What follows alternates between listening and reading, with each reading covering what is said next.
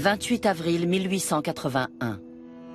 Dans la prison du comté de Lincoln, 2 adjoints du shérif Pat Garrett veillent sur un jeune homme de 21 ans.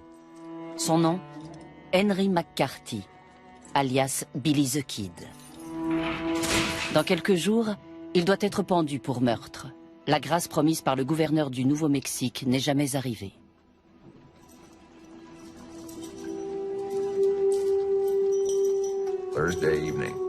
Ce jeudi-là, vers 18 h, 2 hommes sont de garde. Pat Garrett les a maintes fois prévenus. Ne vous fiez pas à ce garçon, il a beau avoir une gueule d'ange, à la première occasion, il vous descendra tous les deux et il s'enfuira. Billy the Kid était très intelligent. À chaque fois, les gens le sous-estimaient et se faisaient piéger. Il a dû se dire, dès que je peux, je me fais la malle. S'évader était pour lui une seconde nature. La longue cavale de Billy the Kid débute alors qu'il n'a que 15 ans. En quelques années, il devient l'homme le plus recherché à l'ouest du Pecos. Diabolisé par une opinion publique qui exige la pacification du Nouveau-Mexique, Billy est décrit comme un tueur assoiffé de sang, un type impitoyable qui aime semer l'anarchie sur son passage. C'est la mobilisation. Il faut éliminer ce môme, le pourchasser. Il faut civiliser ce territoire. L'aventure de Billy the Kid commence alors que le mythe de l'Ouest sauvage est déjà largement répandu. En ces temps où les hors-la-loi deviennent célèbres du jour au lendemain grâce au roman de 4 sous, il prend naturellement place dans ce panthéon aux côtés de Jesse James, Butch Cassidy ou Wyatt Earp. J'ai grandi avec Billy the Kid. Nous avons grandi avec ce mythe, ces histoires. Les gens le voyaient comme le représentant des sans-voix. Il était le Robin des Bois du Nouveau-Mexique.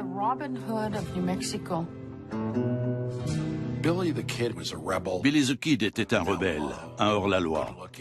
Il était beau et séduisant. Mais à côté de cette figure romantique et mythique, c'était aussi un tueur de policiers, un assassin. C'est à ce moment de l'histoire américaine que se forge une figure qui sera très présente dans la culture du XXe siècle. Celle du bandit héroïque, de l'homme violent vu comme un homme d'action. L'idée, c'est que finalement, il n'y a pas de différence entre la bonne et la mauvaise réputation.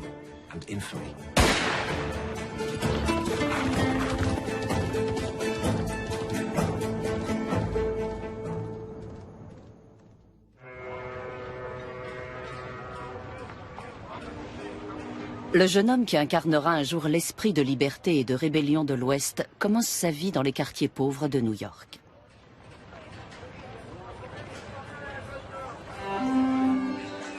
Henry McCarthy, de son vrai nom, est le fils d'immigrants irlandais. Sa mère, Catherine, fuit l'Irlande pour échapper à la terrible famine des années 1840. En Amérique, elle ne trouve que misère et privation. On ignore qui est le père d'Henry et comment il est mort. Ce qui est sûr, c'est que Catherine est déterminée à offrir à son fils une vie meilleure que celle qu'elle a connue. Peu après la guerre de sécession, Henry et sa mère vont grossir le flot de ceux qui font route vers l'ouest, en quête d'un nouveau départ. En chemin, le jeune garçon doit se faire à l'existence rude et misérable des pionniers. Catherine veille à ce qu'il apprenne à lire et à écrire.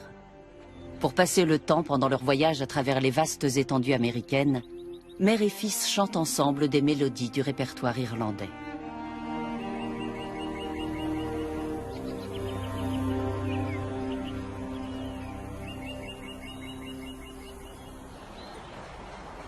Attiré par le mirage des mines d'argent, Henry, qui a alors 14 ans, sa mère et le nouveau mari de celle-ci, un prospecteur nommé William Antrim, s'installent à Silver City, un avant-poste éloigné dans le sud-ouest du Nouveau-Mexique. En cette année 1873, cela fait déjà plus de 20 ans que le Nouveau-Mexique a été proclamé territoire des États-Unis. Pourtant, les colons américains fraîchement arrivés par la piste de Santa Fe ont l'impression de débarquer en terre inconnue.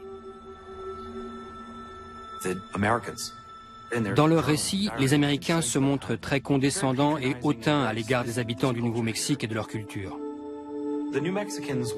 Ils les trouvent noirs, jugent leurs pratiques religieuses mystérieuses et estiment que la civilisation s'est pour ainsi dire arrêtée aux portes du territoire.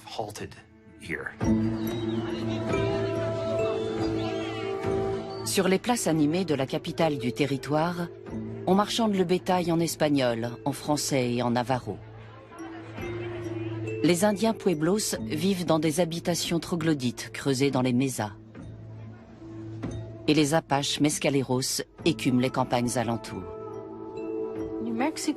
Le Nouveau-Mexique était une terre de métissage.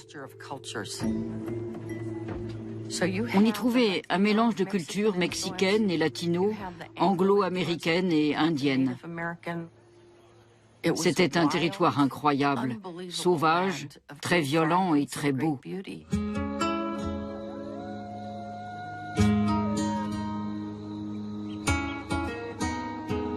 Le jeune Henry McCarthy est fasciné par cet univers.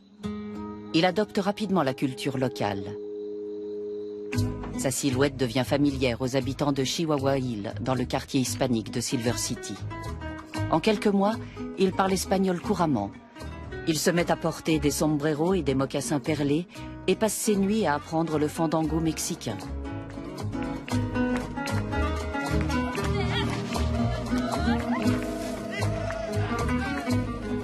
Il se rendait dans le quartier mexicain de Silver City avec sa mère, Catherine, et ensemble ils allaient au bal. Ils dansaient tous les deux et ils chantaient ensemble. Je pense que les señoritas le trouvaient charmant. Et les mères, les vieilles tantes et les pères de famille hispanophones l'appréciaient suffisamment pour le laisser tourner autour de leurs filles, sur lesquelles il veillait jalousement, et danser avec elles.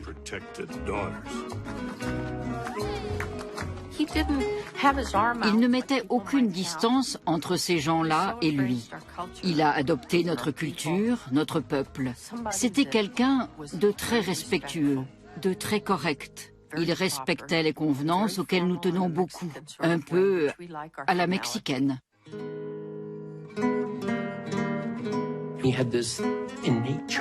Il avait un charme inné. On a souvent parlé de ses dents de lapin et de la forme de sa bouche, mais il était tout sourire. Dans la communauté hispanique, on le trouvait toujours souriant, toujours en train de rire.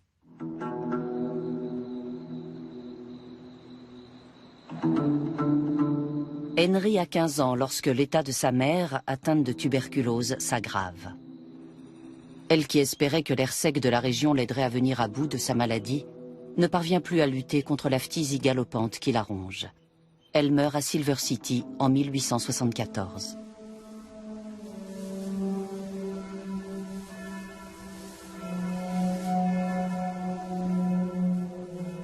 Le kid est encore adolescent quand sa mère disparaît. Catherine était son point d'ancrage. Elle l'avait élevé, elle veillait à ce qu'il soit nourri et éduqué. Après sa mort, William Antrim, son deuxième mari, semble se désintéresser totalement de l'éducation de son beau-fils. Antrim abandonne le jeune garçon peu après la mort de Catherine. Henry se retrouve tout seul, dans cette région étrange et loin de tout. Il a perdu son seul repère, la seule personne qui le liait à son passé. Ça a dû l'anéantir.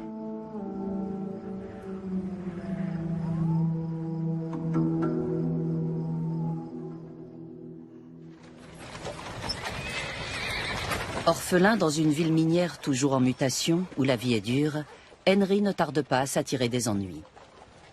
Dans les saloons et les lupanards du centre-ville, il traficote pour gagner quelques dollars.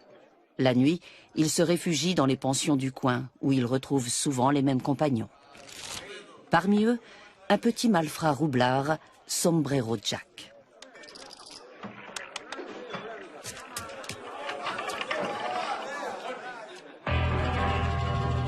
Dans l'après-midi du 4 septembre 1875, Henry fait le guet pendant que Sombrero Jack attaque une blanchisserie chinoise.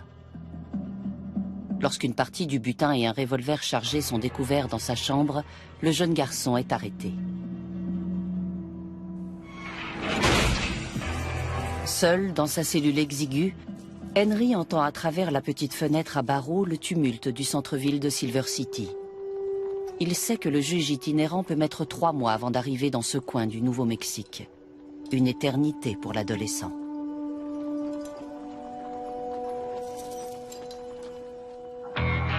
Le Kid n'avait pas son pareil pour tromper les gens. Il était capable de leur faire avaler n'importe quoi. Dupé par ce petit jeu, le gardien de la prison accepte de laisser le jeune garçon sortir de sa cellule. Dès que la voie est libre, Henry, qui ne fait pas 60 kilos bottes comprises, prend la poudre d'escampette par la cheminée. Quand le shérif revient à la prison, le Kid s'est envolé. Sa cellule est vide, le couloir aussi. S'il était resté, il n'aurait probablement essuyé qu'une réprimande. Mais à présent, c'est un évadé, un homme recherché, alors qu'il n'a que 16 ans. Henry décide de filer vers l'ouest, en Arizona. Il espère y prendre un nouveau départ. Le voilà en cavale dans l'une des régions les plus inhospitalières des États-Unis, sans armes ni monture et juste quelques sous en poche. La région est tellement hostile, sauvage, dangereuse, que rester en vie est une vraie gageure. Un homme seul et qui a quoi que ce soit ayant de la valeur sur lui devient une proie.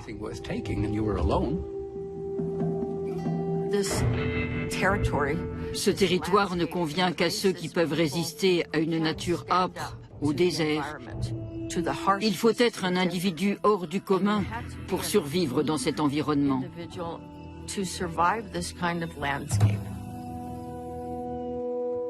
Après un parcours de 800 km à travers un désert impitoyable, Henry arrive à Camp Grant, un avant-poste militaire perdu de l'Arizona. Il s'installe là et cherche un travail honnête.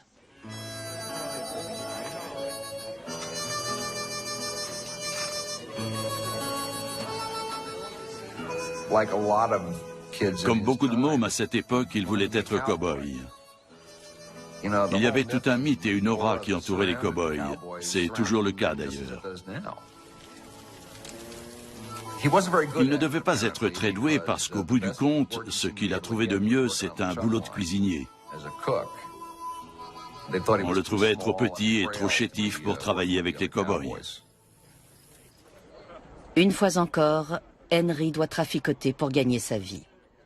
Il devient un excellent joueur de cartes et se révèle très adroit au bonneteau. Puis il rejoint un gang de hors-la-loi aguerris qui lui apprennent à voler des chevaux. Bientôt, Henry a assez d'argent pour s'acheter l'objet dont dépendra plus d'une fois sa survie, un revolver. Ça change les rapports avec les gens. Si vous voulez gagner le respect immédiat, portez un 6 coups à la ceinture. Très vite, il est devenu un excellent tireur. Il a appris comment se comporter. C'était indispensable pour survivre dans ce pays encore très rude.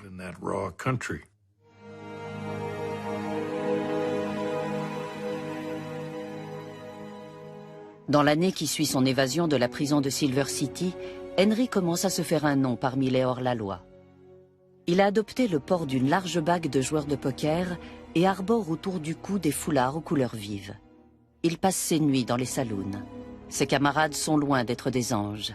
C'est là qu'on le surnomme le Kid.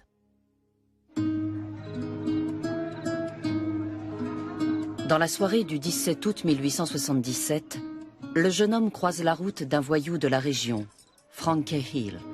Une rencontre qui va changer sa vie.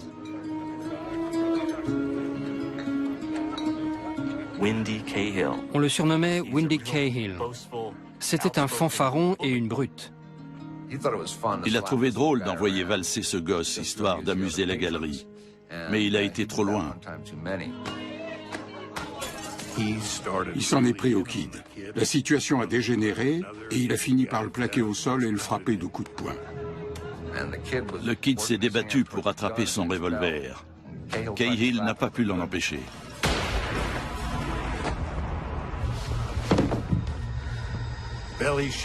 C'est moche de mourir avec une balle dans le ventre.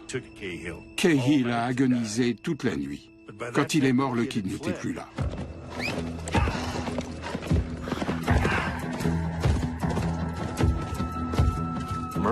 Le meurtre était passible de pendaison. Ce n'était pas la même chose qu'attaquer une blanchisserie à main armée. Le Kid avait de bonnes raisons de vouloir échapper à la loi. Il a mis les voiles.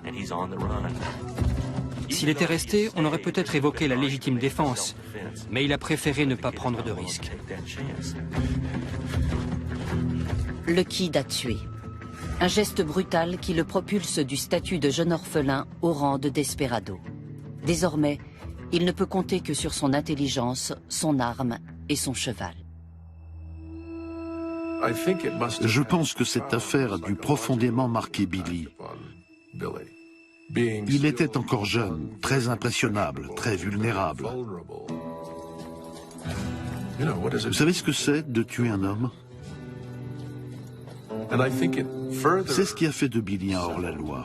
Après ça, il ne pouvait plus revenir en arrière.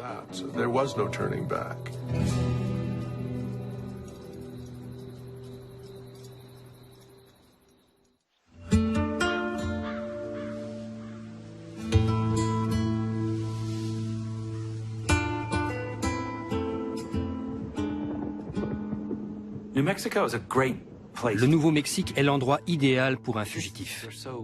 On est loin de tout et ce ne sont pas les cachettes qui manquent. C'est un terrain de jeu formidable pour qui veut fuir la loi. Surtout si on sympathise avec les habitants du cru, qu'on parle leur langue et qu'on gagne leur affection.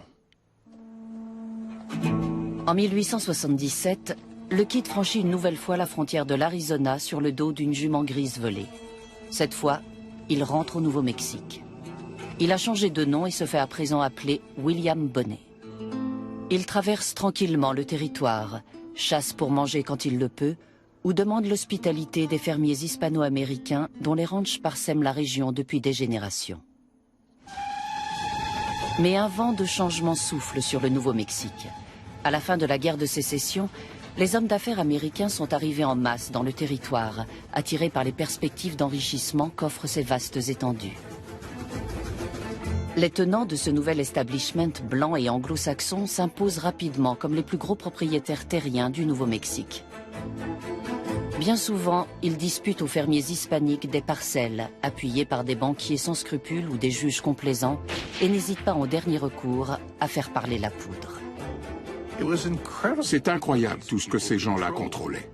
Ils étaient dans les chemins de fer, dans les mines, dans l'élevage, partout. Mais la base de leur empire, c'était la terre. Certains des domaines les plus rentables se trouvent dans le comté de Lincoln, le plus grand du Nouveau-Mexique. Durant la décennie précédente, 2 immigrants irlandais, Lawrence Murphy et James Dolan, ont imposé une main de fer sur cette région. Ces éleveurs bénéficient d'un contrat d'approvisionnement en viande de bœuf pour le gouvernement, mais leurs affaires s'étendent bien au-delà. Pas $1 n'est dépensé dans la région sans qu'ils n'en touchent une part. The House, la maison. C'est ainsi que l'on surnomme l'association des 2 hommes. C'est aussi le nom de leur quartier général, un immense bâtiment en bois situé dans la ville de Lincoln. La maison possédait tout dans le comté. La concurrence n'existait pratiquement pas. Murphy et Dolan avaient fait de la région leur fief. Ils aidaient leurs amis, mais tous les autres avaient intérêt à ne pas croiser leur route. Pourtant, un homme va se dresser sur leur chemin. John Tunstall. À 23 ans, ce fils d'un riche marchand anglais vient d'arriver en ville. Il a de grands projets, rêve de bâtir un empire dans l'élevage des bovins et semble disposer de moyens financiers illimités. Malgré son jeune âge et son peu d'expérience dans l'élevage, Tunstall sait que la compétition avec les 2 Irlandais sera féroce. Tunstall cherche des cow-boys doués, capables de manier le lasso, mais aussi le revolver et le fusil. Le Kid arrive à Lincoln en 1877. Il ne tarde pas à être arrêté et emprisonné pour avoir volé des chevaux au ranch de Tunstall. Mais à sa grande surprise, au lieu de porter plainte contre lui, l'éleveur lui propose du travail. Billy n'en revient pas. On lui offre une chance de revenir sur le droit chemin. Il la saisit. Plus tard, il dira de Tunstall, « C'est le seul homme qui m'ait jamais traité comme un blanc honnête. » Tunstall ne le considère pas comme une racaille, une ordure ou un voleur de chevaux, mais comme un être humain. Pour le Kid, qui est encore un adolescent, c'est énorme. Billy rejoint le groupe réuni par Tunstall, tous des outsiders comme lui. Des hommes jeunes qui étaient à la dérive et qui grappillaient ici et là de quoi vivre. Ensemble, ils apprennent à être de vrais cow-boys. Le soir, ils se racontent des histoires autour du feu et dorment à la belle étoile. John Tunstall leur donne de quoi payer leurs bottes et leurs balles. Mais ce qui compte le plus, c'est qu'il leur offre la perspective d'un avenir. Pour Murphy et Dolan, les deux Irlandais qui ont régné sans partage sur le comté pendant des années, il n'est pas question qu'un Anglais fortuné s'installe sur leur territoire.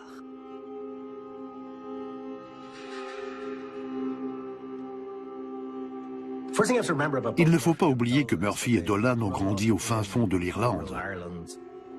Ils ont vécu ce qui reste, toute proportion gardée, la famine la plus catastrophique de l'histoire. C'est une épreuve qui n'incite pas à la bonté. Ça rend les gens impitoyables.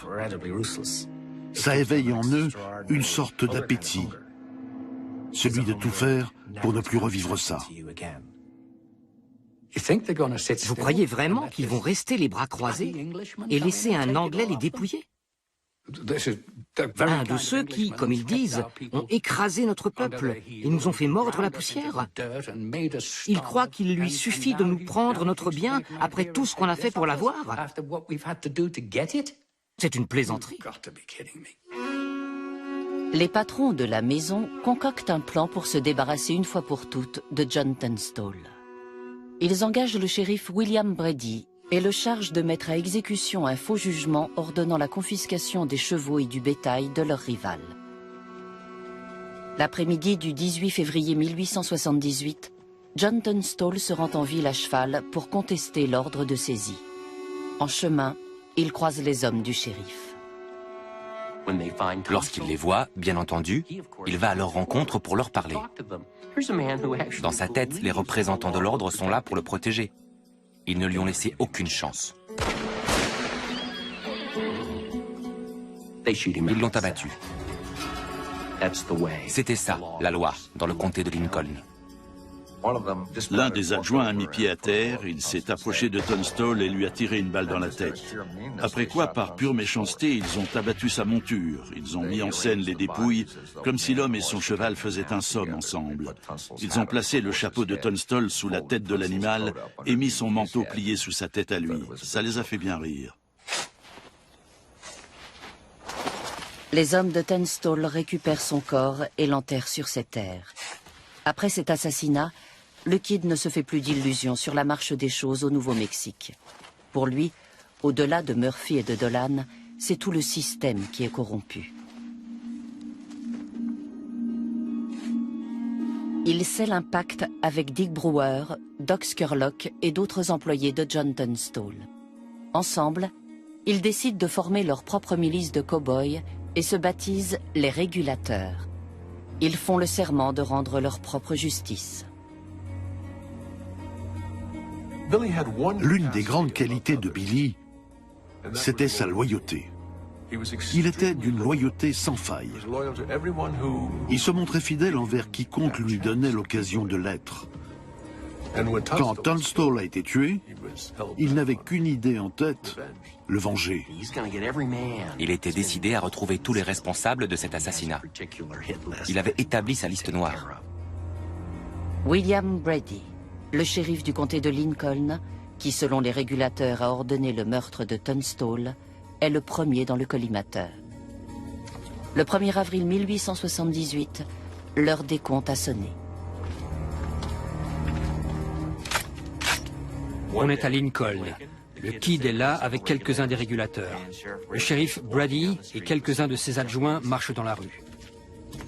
Je pense qu'il connaissait ses habitudes. Il savait qu'il faisait sa ronde chaque matin. Le Kid et les autres régulateurs se sont tapis derrière un mur empisé.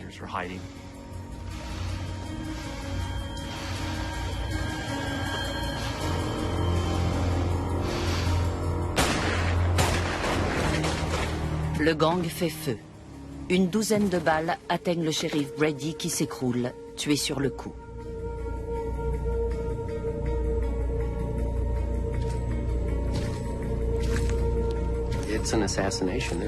C'était une exécution.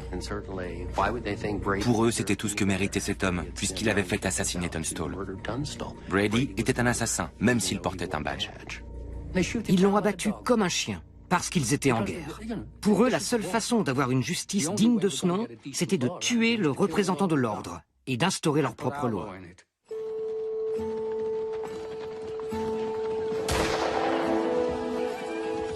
Très vite, cet acte de vengeance, qui trouve son origine dans la vieille rivalité entre les Irlandais et les Anglais, va entraîner l'anarchie. Les régulateurs et les hommes de la maison se livrent à une véritable guerre des gangs.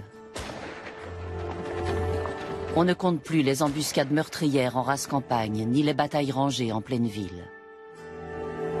À chaque rencontre, le nombre de victimes augmente.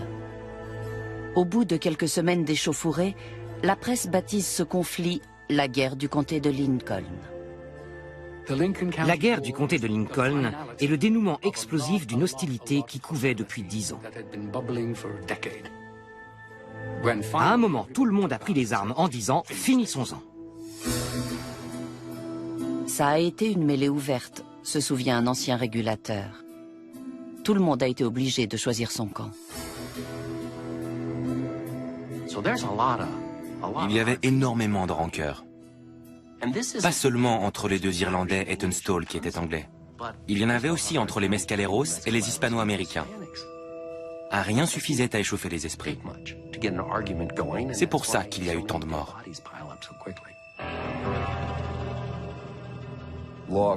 Il n'y avait plus aucun respect de la loi dans le comté. C'était l'anarchie totale.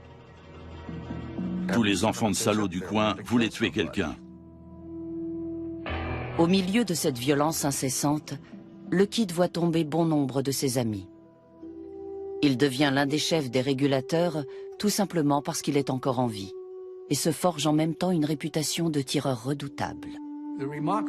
Ce qui est incroyable, c'est que le Kid est le seul de la bande à avoir été de toutes les échauffourées, de tous les combats, de toutes les confrontations. Il était toujours là, et il devenait très fort à ce jeu-là.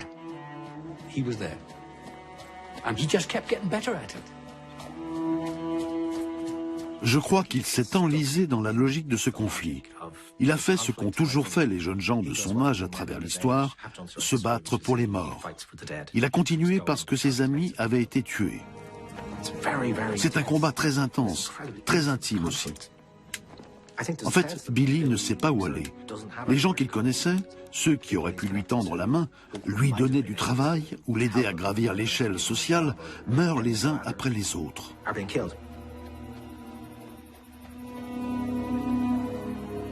Lorsqu'il se déplace à la faveur de la nuit, Billy sait qu'il peut toujours trouver refuge chez les fermiers hispano-américains. Dans les petits élevages de moutons qui entourent Lincoln, il devient la figure héroïque d'un autre combat. Les Hispano-Américains voyaient certainement en lui un individu qui luttait contre leurs ennemis. Ceux qu'il combattait, même lorsqu'ils se disaient du côté de la loi, n'étaient que des escrocs. Les Hispanos le savaient. Ce n'étaient pas des citoyens honnêtes qui étaient abattus. Billy se battait contre des gens qui avaient fait main basse sur toute une région, contre ceux qui leur avaient volé leurs terres. Le Kid était un rebelle. Il combattait le nouvel establishment anglo-saxon, tous ces gens qui se partageaient les terres, qui n'étaient là que pour s'enrichir. En s'attaquant aux intérêts de Murphy et de Dolan, il vengeait ceux qu'on dépossédait, les bergers mexicains. De là à passer pour un justicier, il n'y avait qu'un pas. Les Hispanos lui offraient leur aide et le cachaient. Ils ont fait du Kid une figure héroïque, à une époque où on manquait de héros. Eux, en tout cas, n'en avaient pas. 5 mois après le meurtre de Tunstall, la violence dans le comté de Lincoln a atteint son paroxysme. Le centre-ville de Lincoln est d'ailleurs le théâtre d'un siège sanglant qui va durer 5 jours. Cette tuerie fait 5 victimes. Billy en réchappe de peu. L'inquiétude grandit parmi les politiciens et les hommes d'affaires du territoire. Cette flambée de violence entre factions rivales nuit au commerce. Il faut y mettre un terme. Le Kid et 3 autres membres des régulateurs sont mis en accusation pour le meurtre du shérif Brady. Mais le bain de sang continue.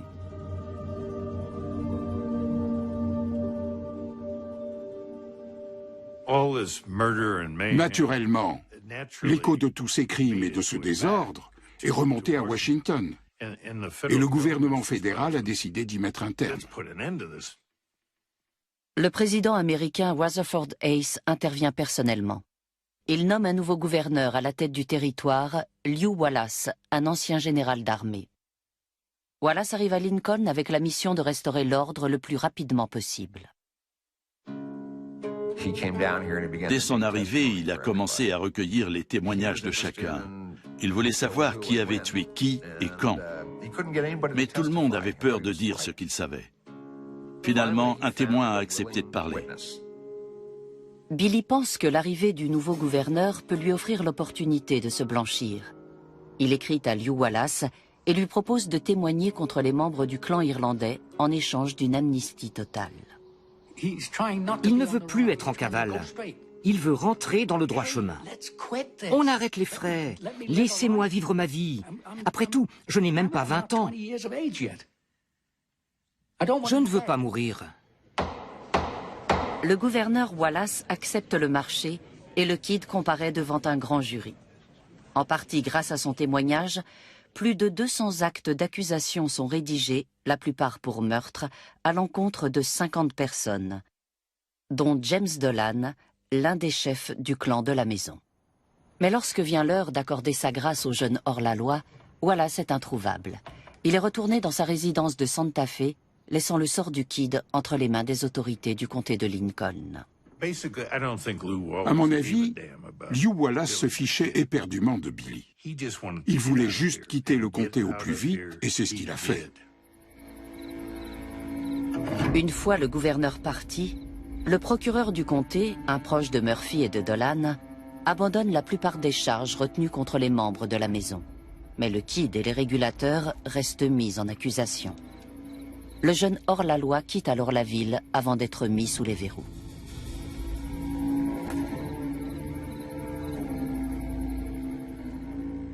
Le gang des régulateurs s'est réuni une dernière fois. Tous les membres ont décidé de quitter le Nouveau-Mexique une bonne fois pour toutes. Ils voulaient aller au Colorado, au Kansas, au Texas. Mais Billy a dit, « Moi je reste, je vais survivre en volant. » Billy se remet au vol de chevaux et de bétail.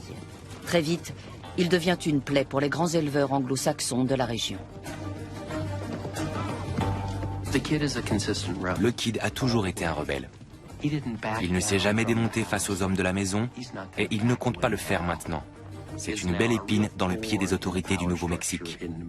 Elles sont déterminées à lui mettre le gras par-dessus. Au fil des mois, les journaux se remplissent de récits sur le jeune homme. La plupart sont largement exagérés.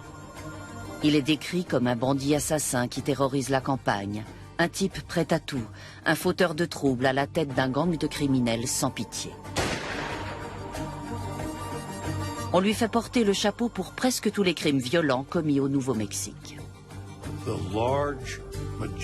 La grande majorité de la presse du territoire était contrôlée par les gens de la maison, par les gros bonnets de Santa Fe. Leur cri de ralliement, c'était « Il faut civiliser ce territoire. Débarrassons-nous de ce môme. Débarrassons-nous de Billy the Kid. » En 1880, le rédacteur en chef de la Gazette de Las Vegas, un certain J.H. Kugler, donne au Kid son surnom le plus célèbre, Billy the Kid. Bientôt, une affichette fleurit sur les murs des villes de tout le territoire. On recherche Billy the Kid, mort ou vif.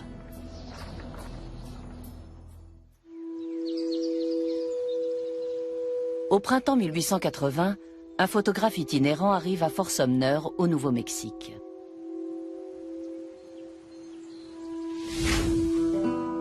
Couvert de poussière et débraillé, le Kid décide malgré tout de poser pour un phérotype à 25 cents. Voilà déjà plusieurs mois qu'il échappe à l'arrestation grâce au lien étroit qu'il a noué avec les fermiers hispaniques de Fort Sumner. La rumeur veut qu'il soit tombé amoureux d'une jeune hispano-américaine de 16 ans, Paulita Maxwell. Bien des années plus tard, celle-ci dira que la photo prise ce jour-là ne lui faisait pas honneur. Le garçon que Paulita a rencontré devait être un beau jeune homme, svelte, avec un regard rieur et malicieux. Bien sûr, il était marqué et meurtri, mais c'était un homme qui avait encore des rêves, et elle a certainement perçu le désir qui brûlait en lui. Ce que cherchait Billy, c'était une famille. Il voulait un foyer. C'est une chose qu'il n'a jamais eue et qu'il ne pouvait pas avoir. Mais je pense qu'à Fort Sumner, il se sentait chez lui. À 160 km de là, la ville de Lincoln a désormais un nouveau shérif bien déterminé à se faire un nom.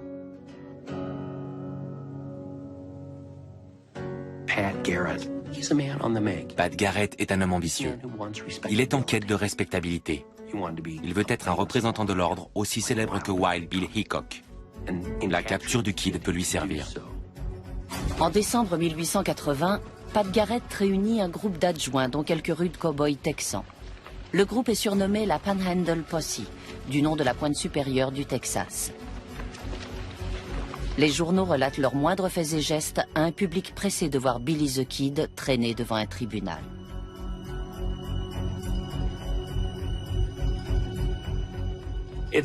La tâche n'est pas facile. On est en hiver, en novembre ou décembre. Pat Garrett cherche sa trace. Et finalement, grâce à une petite enquête menée en toute discrétion, il finit par le localiser. Garrett et ses hommes abattent d'abord deux amis de Billy, Tom Folliard et Charlie Bowdry. Quelques jours plus tard, le jeune homme est encerclé alors qu'il a trouvé refuge dans une minuscule cabane nichée dans un coin perdu appelé Stinking Spring. Le Kid et quelques autres sont pris au piège. Ils ne peuvent pas s'enfuir. Garrett abat un de leurs chevaux juste devant leur porte. Après une nuit de siège, à court de nourriture, d'eau et de feu, le Kid n'a pas le choix. Il sort de la cabane, les mains en l'air. Quand il est sorti, il a dit « Bon sang, Pat, je croyais que tu avais 200 Texans avec toi. Si j'avais su, je ne me serais jamais rendu. » Ce bonhomme sait qu'il va aller en prison et qu'il risque d'être pendu. Mais il plaisante, parce qu'il se dit que d'une façon ou d'une autre, il va s'en sortir.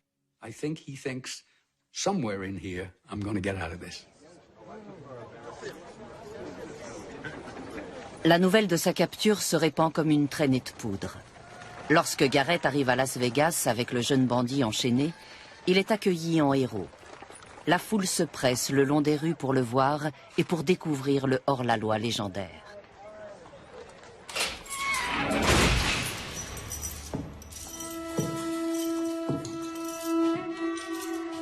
Les journalistes sont autorisés à le voir en cellule et à lui parler. Le Kid leur dit « Vous savez, c'est très bien comme ça. Peut-être que maintenant, les gens se diront que j'ai quelque chose d'humain. Jusqu'à présent, ils me considéraient tous comme un animal. Peut-être que je vais redevenir un peu humain à leurs yeux. » C'est vrai qu'il avait l'air humain, écrit un reporter. Il avait une apparence très juvénile. Il se comportait en tout point comme un jeune garçon, avec un léger duvet en guise de moustache et des yeux bleu clair qui pétillaient de malice.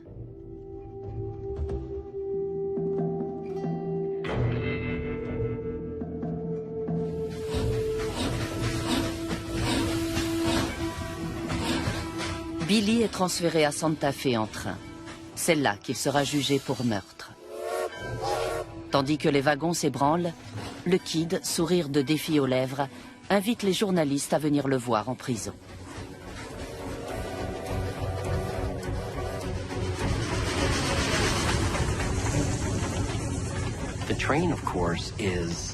Le train est un symbole, bien sûr. C'est le changement qui va bientôt transformer l'Ouest tout entier.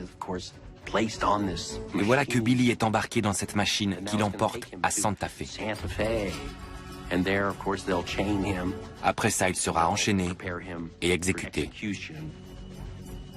C'est un voyage sans retour. Billy est condamné pour le meurtre du shérif Brady. Il est renvoyé dans le comté de Lincoln sous la responsabilité de Pat Garrett et de 2 adjoints armés jusqu'aux dents, James Bell et Bob Ollinger. Le jeune homme n'a que 21 ans et il est déjà au seuil de la mort. Sa pendaison doit avoir lieu quelques jours plus tard. Il était convaincu qu'il en réchapperait. Il lui suffisait de ne pas louper l'occasion. Ce n'était qu'une question de temps. Il a bien choisi son moment. Cet après-midi du 28 avril 1881, Pat Garrett n'est pas là. Il s'est absenté de la ville pour affaires. Bob Ollinger est parti déjeuner de l'autre côté de la rue. Le Kid dit « Je dois aller aux toilettes ». Bell l'escorte à la cabane, puis les 2 hommes reviennent. Ils remontent l'escalier.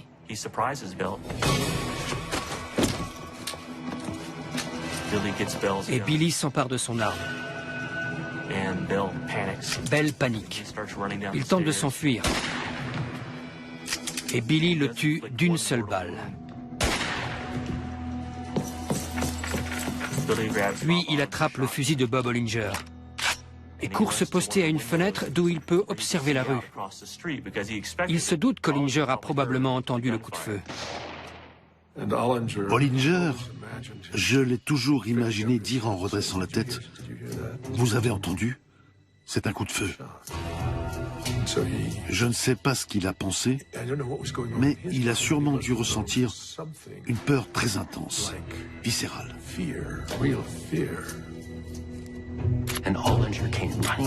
Ollinger a traversé la rue en courant. Quelqu'un a crié « Le Kid a tué Bell !» Au même moment, Ollinger entend une voix l'interpeller depuis la fenêtre de l'étage. « Salut, Bob. »« Salut, Bob. » « Salut, Bob. » Ollinger lève les yeux. Son propre fusil est braqué sur lui.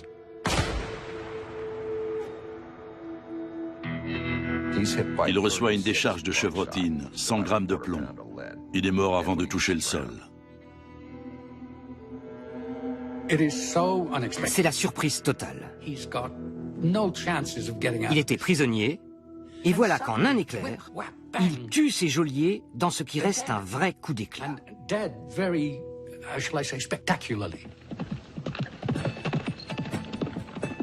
Puis il sort de la prison, s'empare d'une monture et quitte tranquillement la ville.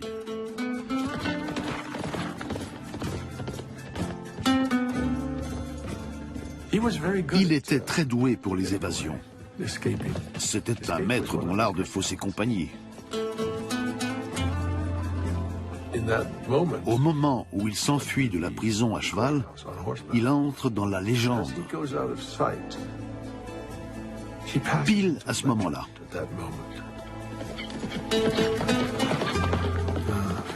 C'est vraiment le tournant de son histoire.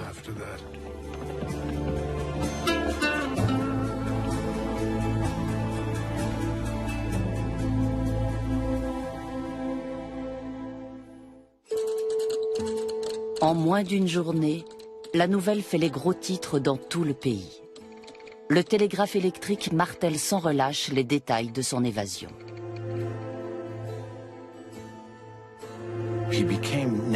Il est instantanément devenu célèbre dans tous les États-Unis. Tout le monde connaissait son nom et ses actes. On a enjolivé son histoire et on en a fait un personnage de légende. On parlait de lui dans le New York Times et même dans le London Times. Dans les grandes villes, les villages, dans l'Illinois, à Chicago, à San Francisco. Il est devenu la figure emblématique du hors-la-loi américain. En quelques années, l'orphelin chétif de New York est devenu l'homme le plus redouté du Nouveau-Mexique. Il sait qu'avant peu, quelqu'un se lancera à sa recherche, mais il refuse malgré tout de quitter le territoire.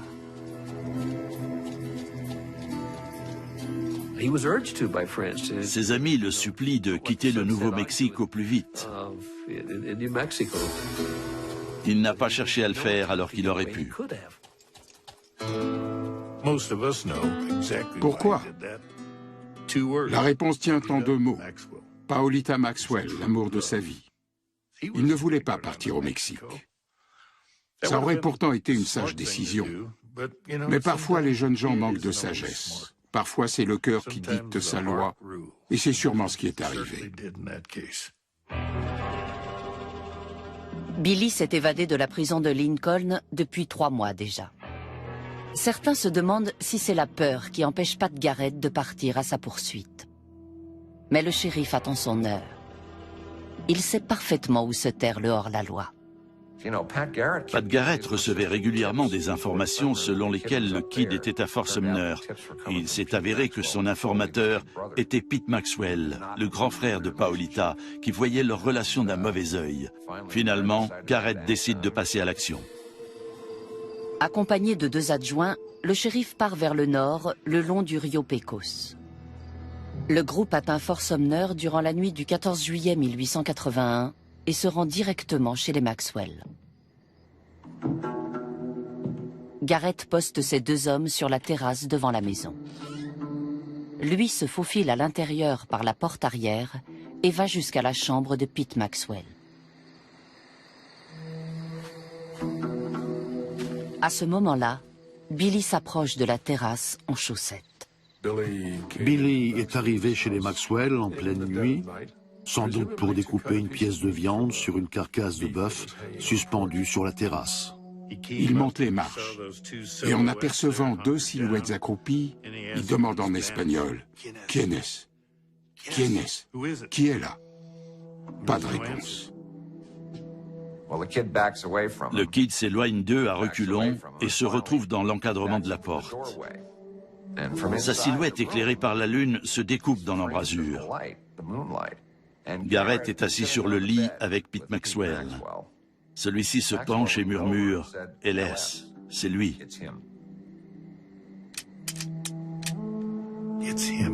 C'est lui. Garrett sort son arme et fait feu.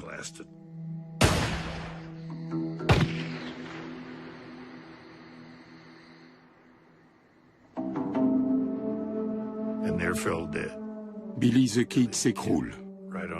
Il meurt avec cette question sur les lèvres. Quién es? Sans savoir qui l'a tué.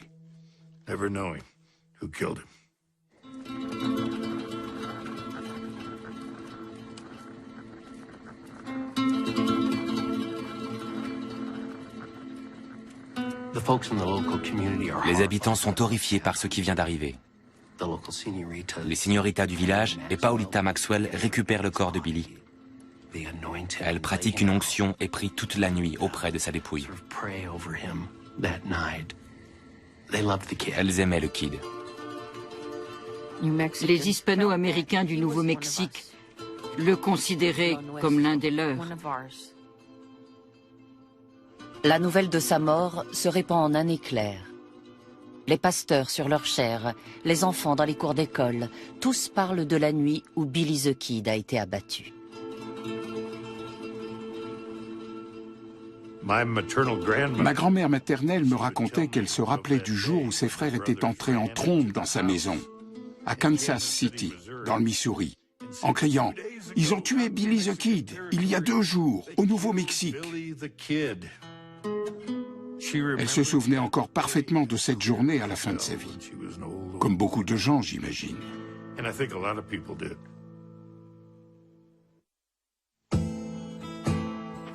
Après avoir tué le Kid, Pat Garrett est célébré comme le plus grand shérif d'Amérique. Mais cette renommée ne dure qu'un temps. En 1908, alors qu'il croule sous les dettes de jeu, il est mystérieusement abattu sur une route isolée dans le désert du Nouveau-Mexique. Pour les hommes d'affaires de Santa Fe, le développement économique n'est pas assez rapide dans le territoire. Ils doivent attendre encore 30 ans pour que le Nouveau-Mexique accède au rang d'État. Lawrence Murphy et James Dolan voient leur empire dans le commerce de la viande s'effondrer. Bientôt, leur nom sombre dans l'oubli. Seule la légende de Billy the Kid résiste au temps. Ce jour-là, c'est Henry McCarthy, c'est William Bonney qui est mort. Billy the Kid, lui, ne mourra jamais. Il galope pour l'éternité. Toujours dans le Far West, et à peine un peu plus tard, découvrez l'histoire vraie, elle aussi, de Wyatt Earp, cow-boy justicier, dont le nom demeure à jamais lié à la fusillade de Hockey Corral.